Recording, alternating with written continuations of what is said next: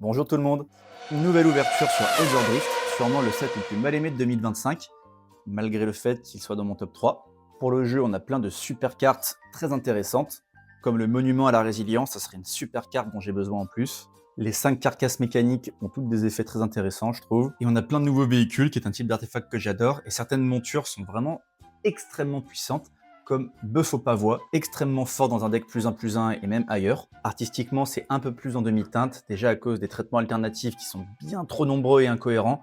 Sur Magicville, quand on passe des traitements alternatifs ou non, on passe de 20 à 92 mythiques, ça n'a aucun sens. Et comme le set explore 3 plans différents, la transition peut être brutale. Cela dit, il reste toujours des cartes absolument sublimes, hein.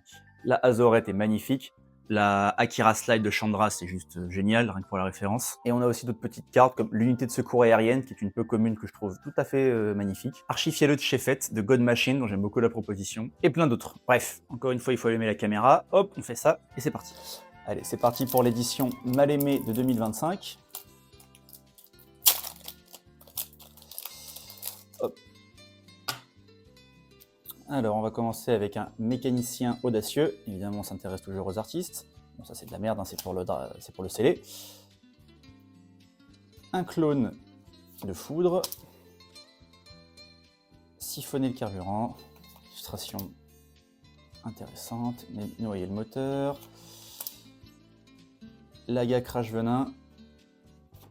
Je m'attarde un peu sur les illustrations. Déménageur d'épave. Rien d'extraordinaire, même illustrativement.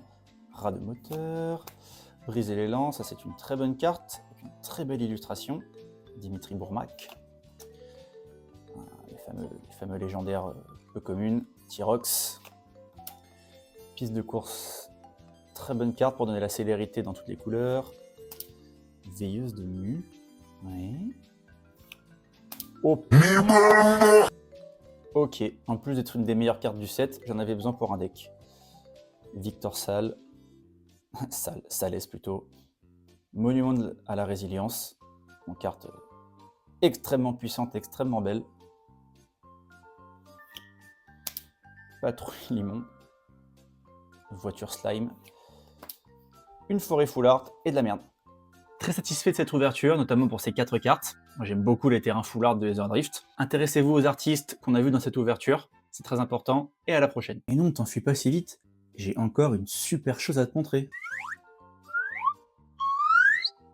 Ce magnifique cadre pour traiter tes cartes comme si c'était des tableaux de musée, bien mieux que des vieux cadres en plastique ou de les laisser traîner dans tes classeurs.